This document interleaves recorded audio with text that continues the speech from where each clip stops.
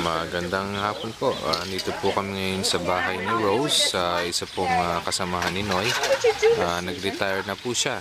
65 years old ang retirement. Actually dito 67 yata, pero nag-retire na siya ng 65. And si Rose nakapula.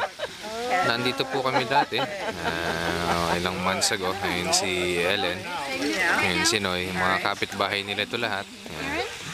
Ayan si Karen. Ayan. Hop, ano ba itong siniserve na ito?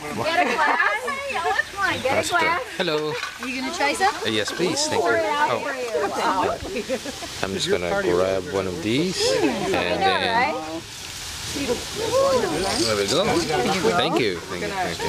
Parang patatas na. This is garlic potatoes with chili. Garlic potatoes daw ito. Okay, sige po. At naimbita lang kami rito. Ayan, ano oras na pa? 6:30 na ng gabi. Ayan, mga kapitbahay nila to. Ito lang. Okay.